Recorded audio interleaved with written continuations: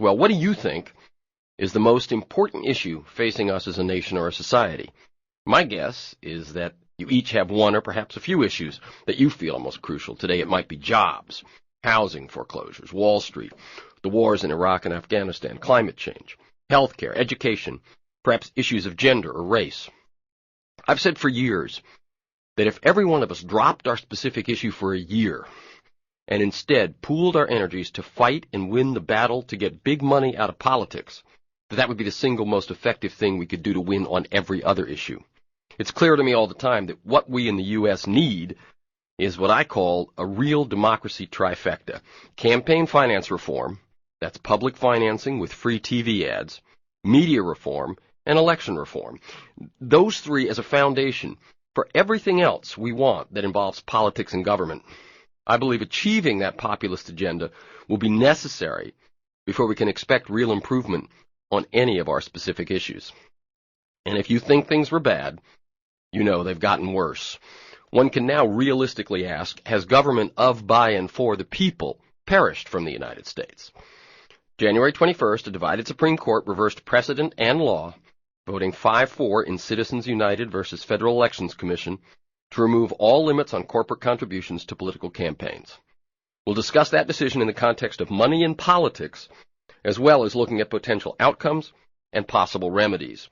On the phone with me are Bob Edgar, previously a congressman and president of Claremont School of Theology, and now president and CEO of Common Cause, and Scott Nelson, an attorney with Public Citizen, who represented key sponsors of McCain-Feingold before the Supreme Court. First, a bit about Common Cause, which I think is an interesting institution in America. John Gardner, a Republican, came to Washington, D.C. to serve as the Secretary of Health, Education, and Welfare under Lyndon Johnson, a Democrat, which tells you a little bit about how much things have changed over the last 45 years. He later became chair of the National Urban Coalition, a group advocating for poor, minority, and working-class residents in urban areas. During his time in the nation's capital, Gardner observed, quote, "Everybody's organized but the people." So in August 1970, he established Common Cause to represent citizens' interests in Washington and to hold elected leaders accountable. Today, the organization has nearly 400,000 members and supporters and 36 state organizations. Public Citizen, the organization with which Scott Nelson is affiliated, is a national, nonprofit consumer advocacy organization founded in 1971 to represent consumer interests in Congress, the executive branch, and the courts. Bob Edgar is the president and CEO of Common Cause, and before coming to Common Cause, Edgar served 12 years in Congress from the state of Pennsylvania, 10 years as president of Claremont School of Theology, and 7 years as the general secretary of the National Council of Churches of Christ, the leading ecumenical organization in North America. Welcome, Bob Edgar. To be with you. Thank you. And Scott Nelson is an attorney at the Public Citizen Litigation Group in Washington, D.C., where he has practiced since August 2001. After graduating with honors from Harvard College, he attended Harvard Law and was elected president of the Harvard Law Review in 1983. I believe that's a distinction he shares with Barack Obama. He then served as a law clerk to Supreme Court Justice Byron White, and Nelson has represented key congressional sponsors of McCain-Feingold, as I said, before the Supreme Court in Citizens United versus FEC. Welcome, Scott Nelson. Hi, thank you. Very good. Now, what I'd like to do, this hour is going to be devoted to money and politics and the specific ruling that just went down and possible impacts and hopeful remedies. But I'd like to just start with an opening comment from each of you about the court's decision, its meaning, and its impact. Bob, why don't you go first? Yeah, I'm pleased to be on your show and also pleased to be on it with Public Citizen, who's a partner and colleague and collaborative partner with Common Cause and Public Campaign and a number of other organizations for good government and reform. This past week, the Supreme Court brought down a decision which I call the Super Bowl of bad decisions. It sets back public financing and financing reform efforts for more than 100 years, and I think it was based on the wrong premise. It was only a 5-4 vote, very close, but those who voted in the majority think that corporations and labor unions don't have voice. They believe that corporations are persons and ought to be treated under the free speech provisions of our Constitution. I think that's just wrong. Corporations have plenty of voice. Anyone who has followed the crisis in housing, investments, banking, any of the debate on health care know that corporations have already made big inroads in holding House and Senate members to positions that aren't in the public interest, they're in the special interest. Corporations have tainted much of the debate in Washington for years, and the Supreme Court's decision simply gives them more power, more opportunity to weigh in elections. And one of the nuances of the decision is what I call the fear factor. I served in Congress, and one of the corporations in my district was Boeing Vertol. The Boeing company made helicopters for the military, something called the Chinook helicopter. I can imagine them now walking into a congressman or senator's office from Pennsylvania and saying, I didn't like the way you voted on this issue or that issue, and while we're not putting any money against you yet, we've got a pocket full of money. We can go right into our treasury and plow that into radio and television commercials against you. $4, $5, $6, $7, $8 million just in one swoop. I think it's going to be a disastrous decision. And Common Cause, working with Public Citizen and Public Campaign, we think we have some answers to how to turn this decision around, but it is the Super Bowl of bad decisions. Well, thank you. That was Bob Edgar, the president and CEO of Common Cause. And now Scott Nelson, one of the attorneys with Public Citizen. Well, to begin with, I agree with everything that Bob has just said. I want to talk a little bit, maybe more specifically, about exactly what the Supreme Court held and exactly what pre-existing restrictions on corporate activity it struck down. In the early part of the 1900s, Congress passed a law called the Tillman Act that said corporations could not contribute money to candidates in federal elections. And in the 1940s, in the Taft-Hartley Act, Congress expanded that to provide that corporations can't make any of their own expenditures to support or oppose candidates in federal elections. And those restrictions on corporate activity were included again when Congress in the early 1970s passed the Federal Election Campaign Act.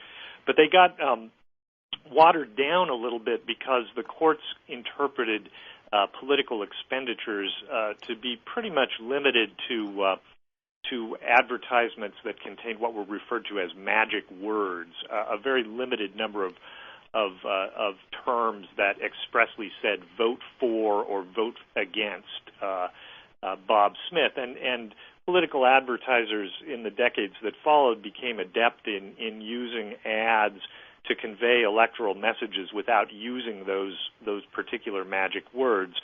So in the what's referred to as the McCain-Feingold Act or the Bipartisan Campaign Reform Act, Congress went one step further, and it said corporations would be prohibited from running broadcast ads in the periods immediately before elections that mentioned federal candidates.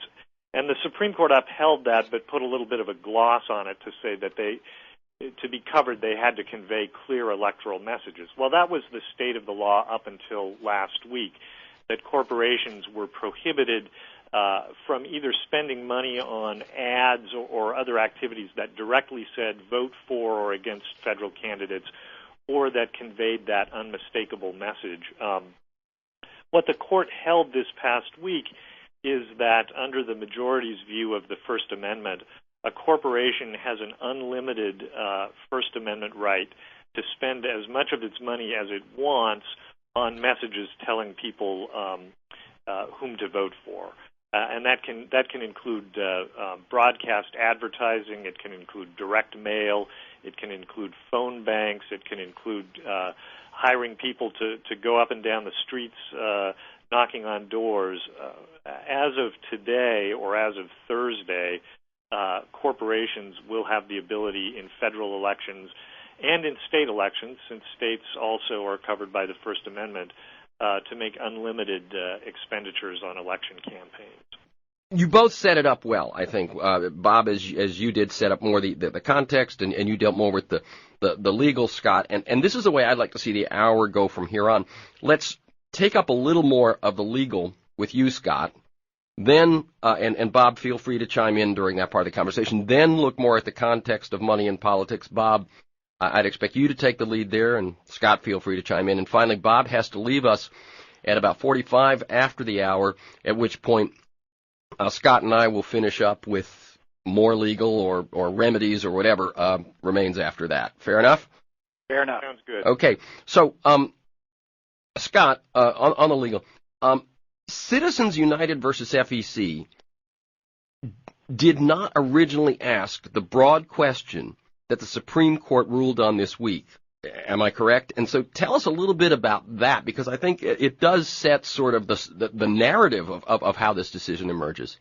Yes, it's a funny case to be deciding that for-profit corporations have unlimited rights to engage in political advertising, because what it started out as was a case where a nonprofit organization, a very conservative group called Citizens United, wanted to get a ruling that a movie that it had created, a scathing documentary, if you will, about Hillary Clinton, wasn't covered by the law because it wasn't really a political advertisement, or the means through which Citizens United was going to be broadcasting it didn't qualify for coverage under the Campaign Reform Act, or because Citizens United should qualify for an exemption from the law that the court had previously recognized for nonprofit organizations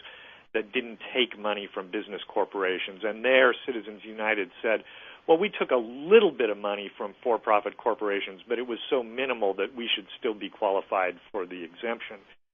So they were making some very narrow arguments that were really limited to the specific context in which they wanted to show their movie and to their type of organization, which is a nonprofit that accepted a very small amount of corporate funding. But so let me cut in for a second. So really, yeah, in terms of the narrow issues, part of it is just, is a movie an ad was like one of the main things, and is this political advertising, and does that small amount of corporate money matter? That's what they came to the court with. Right. Now, I mean, one of the things that I think moved the court in some ways was some of their arguments for a narrow exception weren't particularly plausible. For example, everybody who saw this movie apparently, even very conservative judges on the lower court and the conservative justices in the majority of the Supreme Court didn't really buy that it was a documentary. What it was, in their view, was just a very extended, if you will, infomercial about why people should vote against Hillary Clinton. But even so, Citizens United was not originally coming in asking for sweeping changes in campaign finance law. But as it turned out, since they had taken some corporate money, the Supreme Court majority realized that one way to resolve the case, the very broadest possible way of resolving the case, would be to say, well, we don't need to even think about these narrow grounds. If all corporations, including for-profit corporations, have an unlimited right to use their money to engage in political advertising, that would also result in a win in this case for Citizens United. So after the case was argued last spring on the narrow grounds that Citizens United had sought to advance, the court sat on it for a couple of months, and one can speculate that behind the scenes there may have been some jockeying around for possible ways to come up with a majority opinion. And what they finally did on the very last day of their term last year was issue an order saying, we would like this case to be re-argued on the question whether we should overrule a couple of previous precedents that had held that for-profit corporations could be limited from engaging in political spending, and so it was really the court that first brought into the case this extremely broad question, including the question of overruling the court's own precedent. Let me ask you about that. As someone who doesn't pay attention to the court all the time, looks at it when there are certain big issues at play, how normal or irregular is this sort of thing where someone comes in with a narrow question and they're told, no, we'd like to rule on something more sweeping? This is Bob Edgar. I think it's very unusual. Many conservatives complain about activist judges. This is an activist effort, as was just said by my colleague there. They didn't have to rule on such a broad range of issues. They were asked to rule on a very narrow set, and they themselves took the extraordinary effort on the last day of last year's session to call for this special session.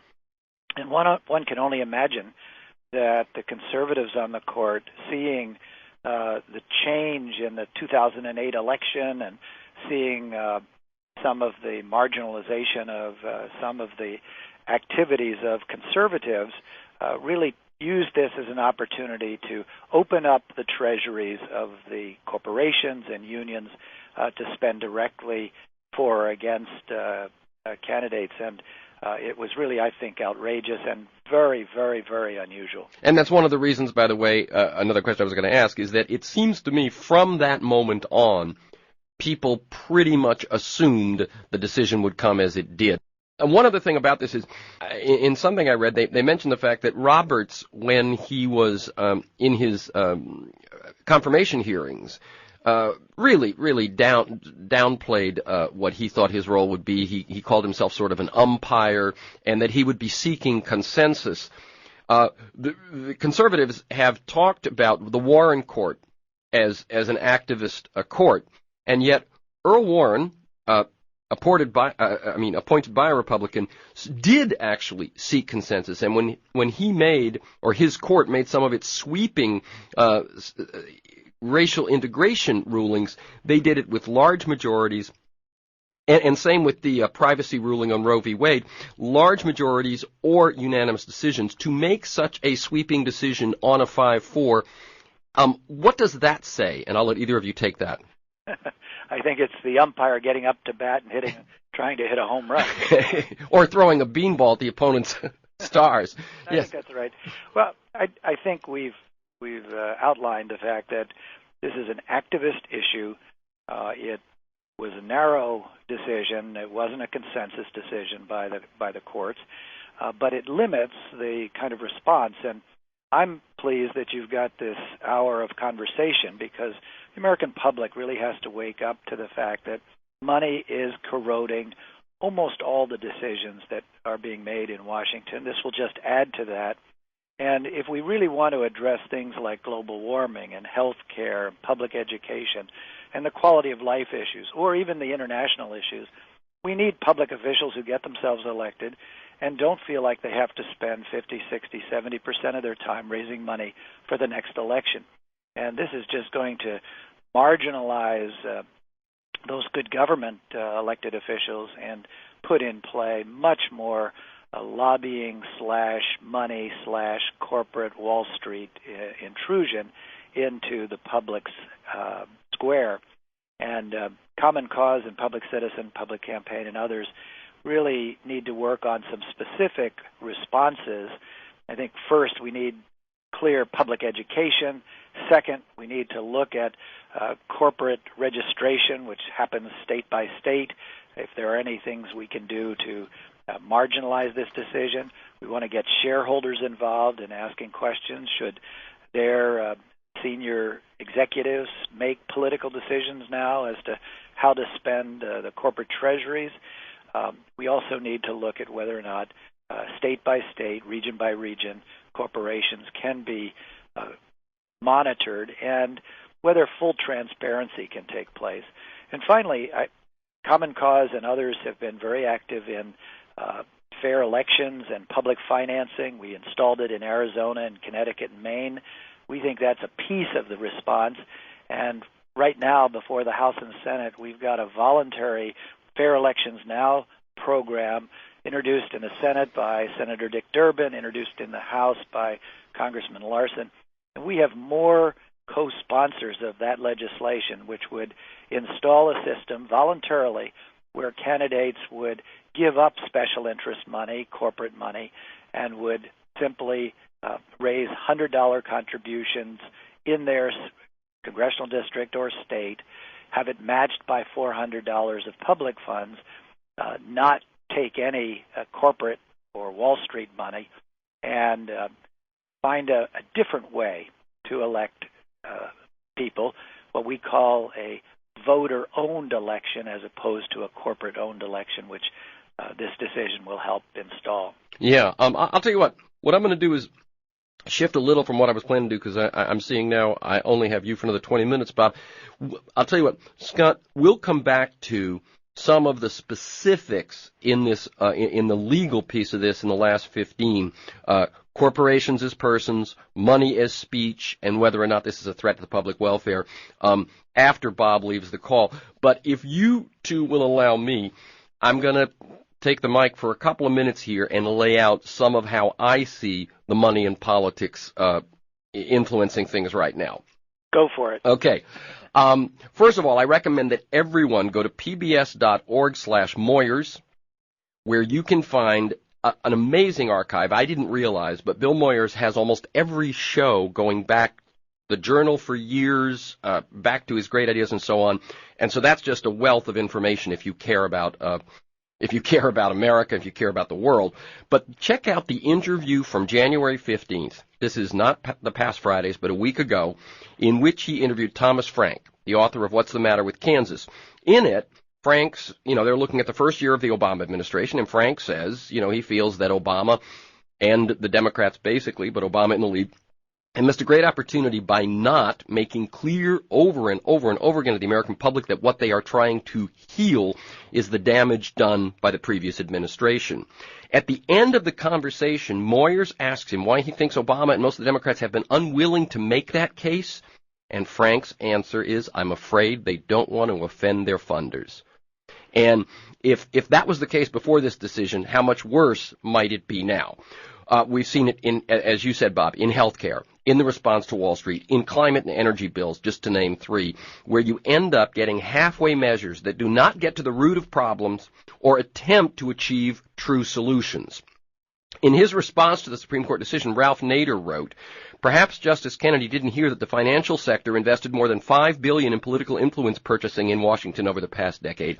$5 billion, with as many as 3,000 lobbyists winning deregulation and other policy decisions that led directly to the current financial collapse.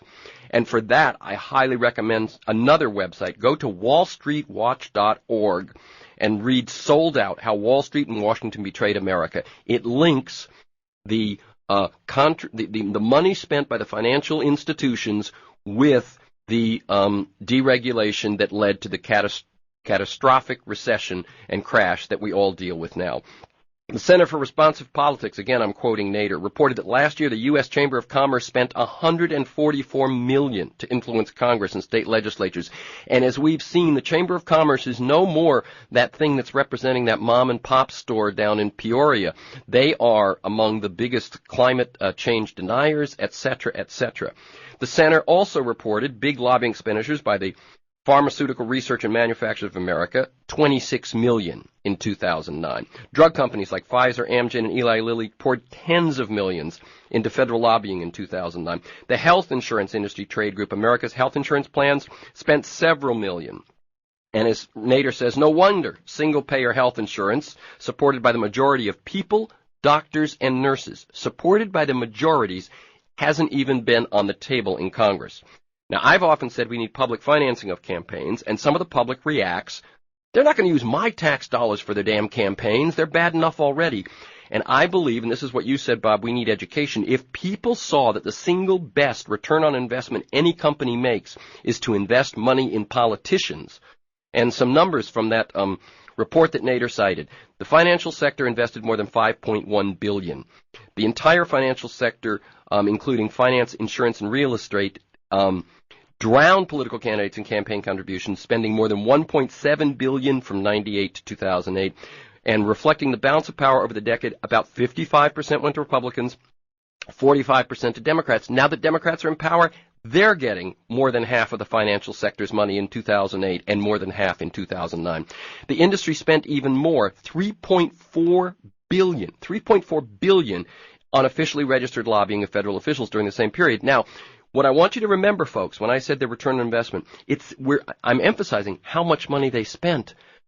But think about it. They spent $5 billion in political influence and $3 billion in lobbying. That's $8 billion. They've gotten at least $1 trillion in return for that. You've got to look at it. There's nothing they spend money on. No invention they make, no bright guy they hire, no innovation ever makes them as much money as buying political power. And let me just see if I have a little bit more here. No, that's what I want. And Bob, do you have any more to add to that? Because I think that's the lesson that people just sort of, if you say to them, well, we should do public financing and get. I mean, what I say is, at that point, you not only own your representatives on election day, but you own them 365 days a year. And as we know, if you don't, they spend most of their time not doing your work, but raising money for the next election. Absolutely. I do have something to say, and since I'm a preacher and a politician, let me just say amen. I think you're absolutely right.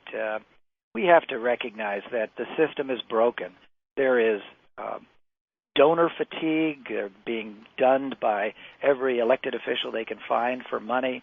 There's candidate fatigue, who's running 60-70% of the time trying to raise money.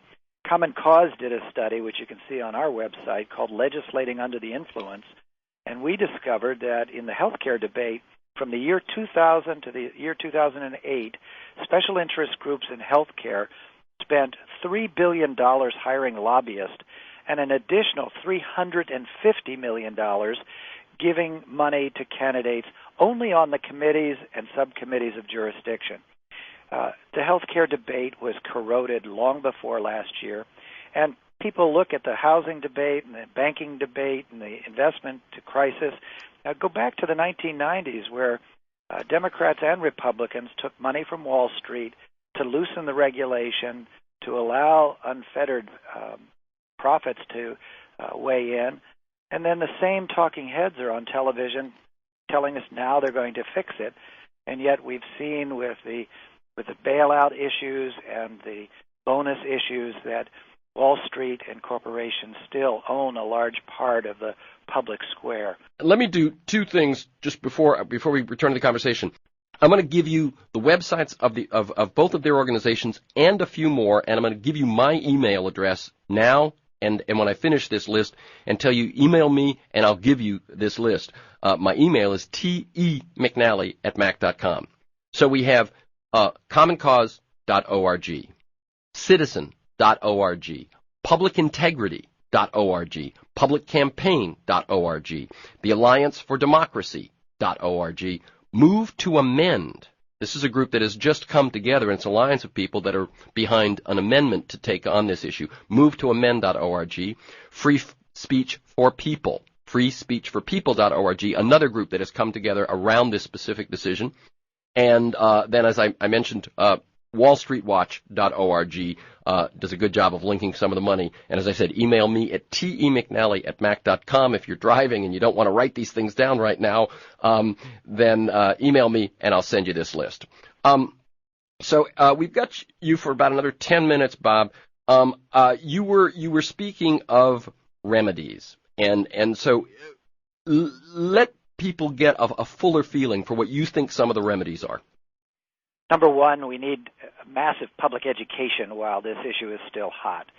Number two, we need shareholders to put pressure on corporations to voluntarily not go along with spending corporate treasury on political campaigns.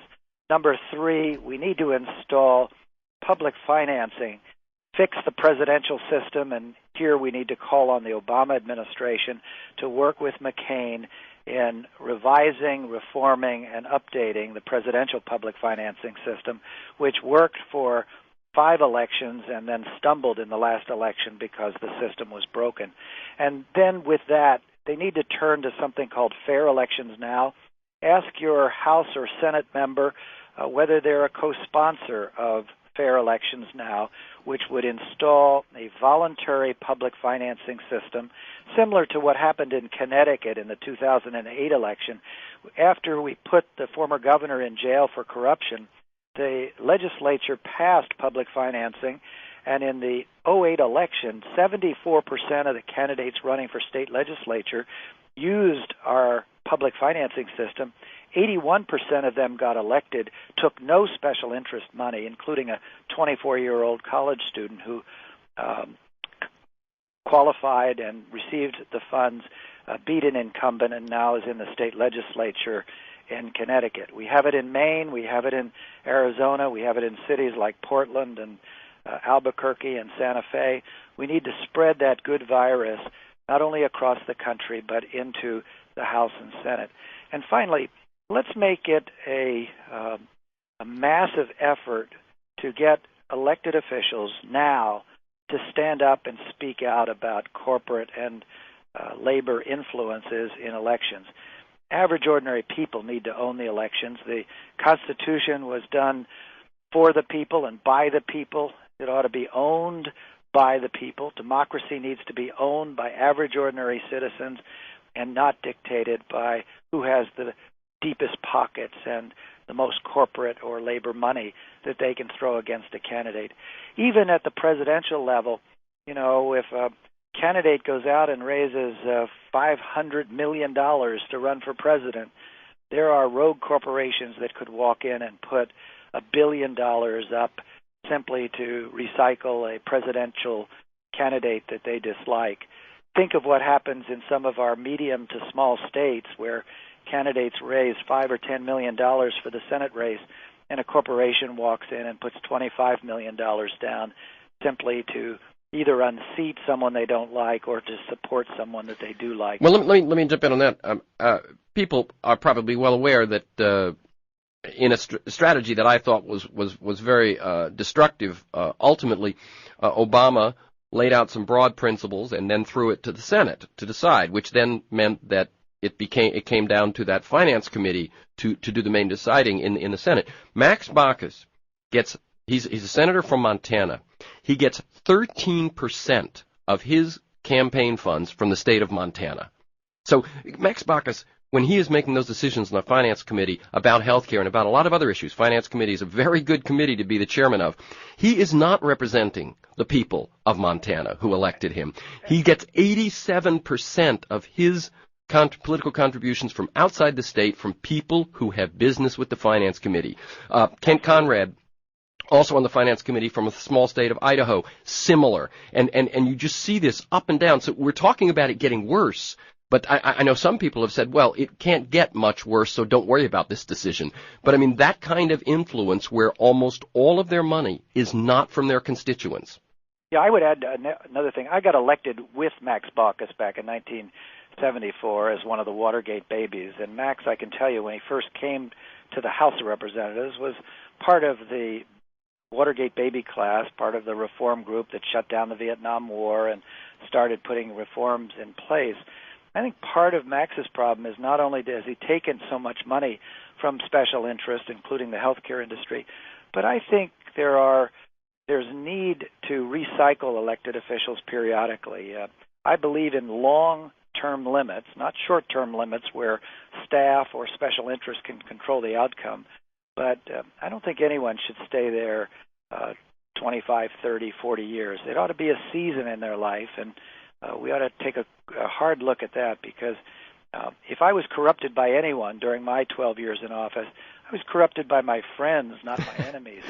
My enemies were out trying to get someone to defeat me. It was my friends who began to say, here are the issues we want you to support, and when you didn't support one of their issues, you suddenly became their friend who had betrayed them. Right. So let me say one other thing. This fair elections now that you've mentioned a couple of times that Durbin has put forward and that others have signed on with, what are the chances of that passing I think I think the chances are better this year than ever before, particularly in the House, not in the Senate because of the silly filibuster rules, but in the House. The most we ever had on public financing in terms of co-sponsors was about 50, 55, 60 co-sponsors. We now have about 130 House co-sponsors of fair elections now. More since Thursday when this decision came down. There are more House members looking at this, including Republicans who believe that some alternative to the current system of fundraising has to be. Because my question actually at the end of that, Bob, was going to be if you are an incumbent and you have that seat and now you know that corporations can give everything, would you be cutting off your nose to spite your face to say, oh, I'm going to walk away from that. I'm going to actually do what the citizens deserve?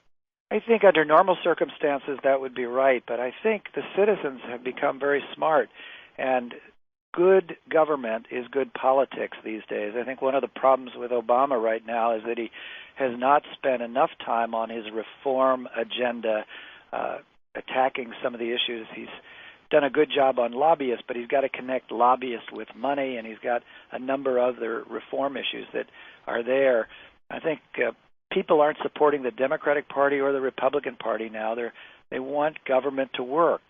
When I served in Congress, by the way, from 75 to 87, there wasn't one piece of legislation, good pieces of legislation, that was put in place only by the Democrats. We had Jake Javits in New York. We had Brooks in Massachusetts, Hines and Schweiker in Pennsylvania, and 100 Republicans who once elected sat down and we worked across party lines on issues of economic development, jobs, public education. That's all changed. The House and Senate have become so partisan that it's simply outrageous. And I think many of the elected officials are tired of raising money, and they're tired of the partisanship. That's why you see so many of them leaving public life. And we need to encourage our young people to step forward and run for public office. And then once elected, you're not serving your party. You're serving the public's need and the public interest, and not some special interest that's padding your election campaign with money. Yeah, it's interesting what you say about that in those old days. As I have said many times, there were Republicans like those folks that were actually statesmen that actually saw the bigger picture. My problem with Obama's faith in bipartisanship is that it's nostalgic and naive at this moment. That while we need a return to it, I think that's a longer term issue. That these things we're talking about, like public financing, will allow us. But in the current reality, and I know Common Cause is a nonpartisan organization, and Public Citizen is probably as well. But what I see is the public losing when he pursues bipartisanship as a higher goal than healthcare that works for all, etc. I think that's right, and I think Thursday's decision by the Supreme Court, which is so tragic, is going to make the system worse, not better, unless average ordinary citizens stand up and demand of the White House and of the Congress ways to modify and change the perception. And you're going to talk in a few minutes about corporations being persons. I think some corporations don't have a heart. I think it is their legal duty that their highest goal is return to shareholder, and that doesn't call for a heart. I'm going to let you go. I'm letting Bob Edgar go. He is the president and CEO of Common Cause. The website is commoncause.org. Thank you, Bob Edgar. Keep up the good work. Great to be with you. Take care. Thank you. And we will continue with Scott Nelson of Public Citizen. Scott Nelson is an attorney with Public Citizen, and he represented some of the sponsors of McCain-Feingold in the Supreme Court case, and he will be with us for the rest of the hour. Scott, we left you there on the sidelines for a few moments. A couple of questions I have is a caller called in and asked just who it was that voted the way they voted. Yes, the majority opinion was written by Justice Anthony Kennedy. And Kennedy is sort of the swing vote nowadays? Well, he's considered to be a swing vote on many issues. On this issue, I would not regard him as a swing vote. He has long been among those on the Supreme Court who has advocated using the First Amendment to scale back on campaign finance reform, and he had earlier joined opinions calling for the overruling of the opinions that were overruled Thursday. Okay, so he nowadays often is the one that as he goes, so goes the court. But you're saying on this issue, one of the reasons, remember I said that from the time that the court broadened the question, it appeared the decision was in. So Kennedy voted with the majority, and the rest were, let me see, Roberts, Alito, Thomas, and Scalia. That's correct. And then in the dissent, John Paul Stevens, Sotomayor, Ruth Bader Ginsburg, and Stephen Breyer. That's correct. Yes, that's the lineup, and there's one of the conservative five was sort of out on his own, Justice Thomas, who even would strike down laws requiring disclosure of who pays for these kinds of ads. The majority, Kennedy and Scalia, Roberts, and Alito, as well as all four of the dissenters, were at least on board with upholding disclosure. But yes, that's the lineup. And as you say, I mean, when a case has been argued and at the end of the term you get an order saying, "Gee, we're thinking about deciding this case in favor of Citizens United on even broader grounds than anyone argued," nobody took that as a particularly positive sign. If you weren't in a corporate boardroom. Right. I should say nobody on our side. Except insofar as it suggested that, well, they couldn't see that the narrow grounds advocated by Citizens United were credible. So, we still had some hope that they might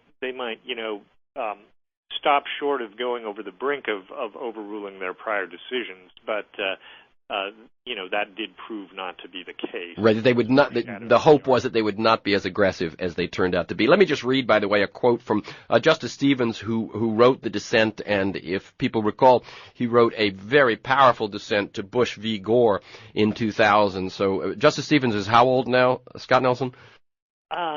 He's in his late 80s, isn't he? Yes, 89. Yeah, I mean, we won't, it makes it all the more important. Let me just share a brief anecdote. I remember in the year 2004, I was just bothering people prior to the election in a movie line and, saying, so are you planning to vote for, this was Bush v. Kerry at that point in the election, and he said, I don't know, I said, well, let me just say two words to you. He was kind of a long-haired guy, and I said, Supreme Court, and he said, you mean we vote for them too?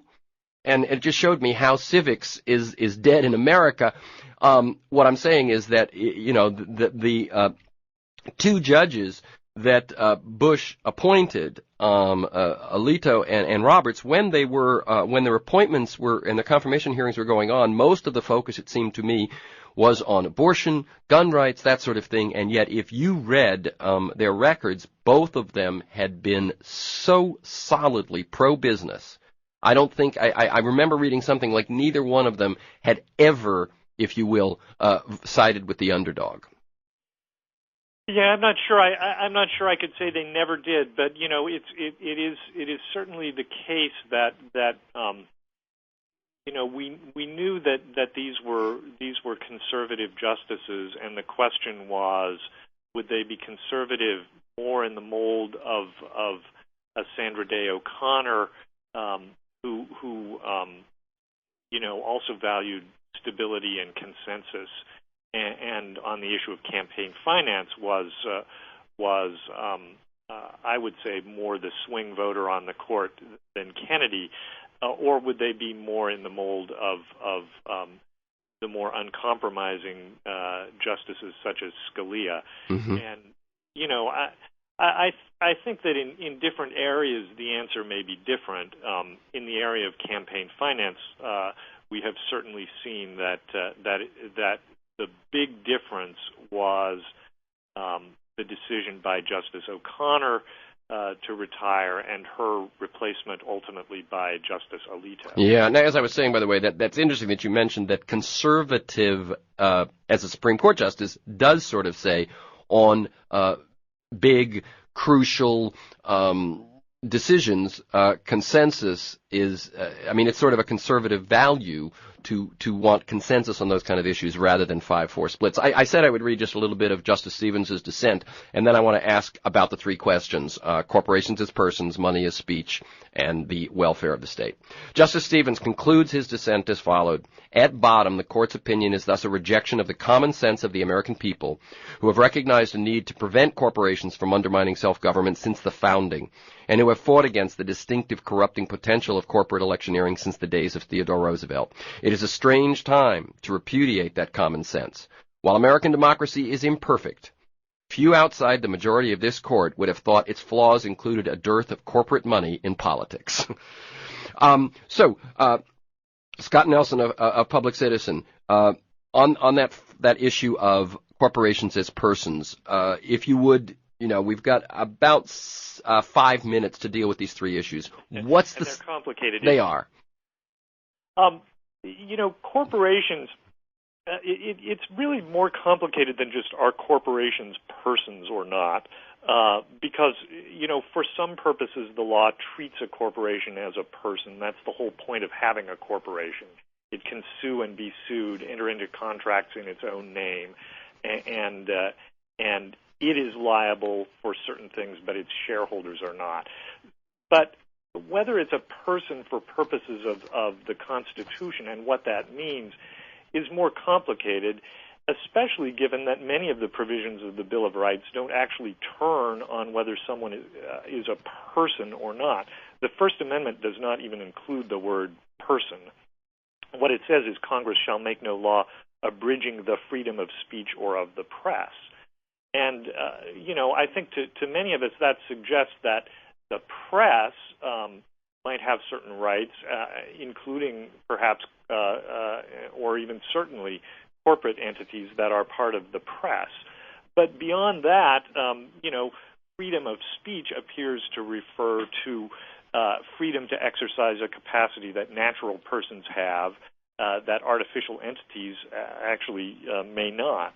There are other provisions of the Constitution, such as the Fifth Amendment's self-incrimination clause, that don't apply to corporations, even though they may be persons for purposes of the Due Process Clause, which provides that you can't hold a corporation liable without giving it a fair trial in the same way that you would give a person who was accused of a crime or of some legal wrong.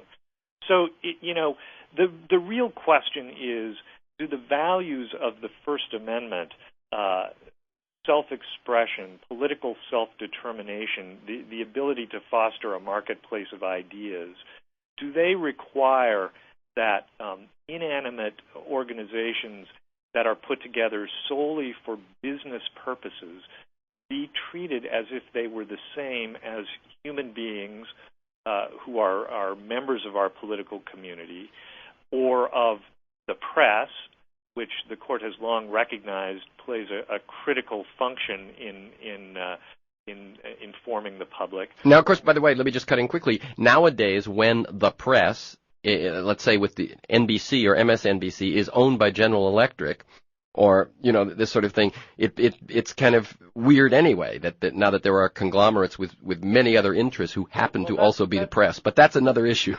Yeah, that's true, and I think that's something that we have to accept.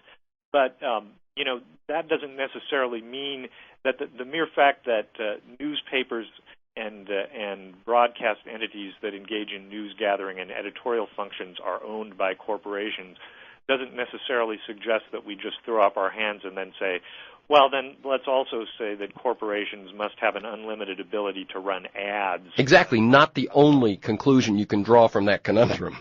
And it's sort of interesting that one of the things that one of the moves that is made in Justice Kennedy's opinion is he keeps saying, well, if we don't allow corporations the same rights, that might limit the rights of media corporations, and how horrible that would be. Therefore, we must give all corporations these same abilities to engage in political activities, it's odd that at the same time he holds out the press as something sacrosanct, but then uses the very distinctiveness of the press as a justification for saying we must therefore extend those same speech rights to all corporations. And in 1 minute, Scott Nelson, money is speech. Well, again, it's more complicated than the slogan either way. Obviously, money is not speech. The question is whether spending for political purposes is speech. And, I guess our view of the matter is we'd prefer not to approach the issue from the question of denying that political expenditures are ever speech, but rather by saying, are there compelling interests that would justify limiting those expenditures when they're made by a corporation, or if the court has told us that within the current First Amendment we can't do that, should we perhaps change the First Amendment, amend it to bring it back more in line with what we think it was designed to do? Given this decision in this court, and here I'm going to give you like 20 seconds, is an amendment the most likely remedy? Well, whether it's likely is one matter, but it certainly would be the most effective remedy at this point, and it would be something that could solve this problem for us, and that's why we're advocating it. But it's a long road. Yeah, it definitely is. Okay, I really thank you for being with us for this whole hour, Scott Nelson. Scott Nelson is with Public Citizen. Their website is citizen.org. Thank you, Scott, and keep up the good work. Thank you. Bye-bye. We also heard from Bob Edgar, president of Common Cause. Their website is commoncause.org. And as I said, there are many other sites, publicintegrity.org, publiccampaign.org, the Alliance for Democracy.org, movetoamend.org, freespeechforpeople.org, and wallstreetwatch.org, which I think have a lot to say on this issue. You can email me at temcnally@mac.com if you want to learn more about that list, or if you want to get my weekly announcement telling you who's going to be on and what we're going to talk about. You can listen to this week's conversation and other interviews at any time during the week by linking to our podcast. You can also sign up to have it delivered to you weekly either at my website, TerrenceMcNally.net, that's TerrenceMcNally, one word, .net, or at iTunes. For podcast articles and transcripts, go to that website, TerrenceMcNally.net, and as I said, the weekly announcement, temcnally@mac.com. I look forward to being with you again next week.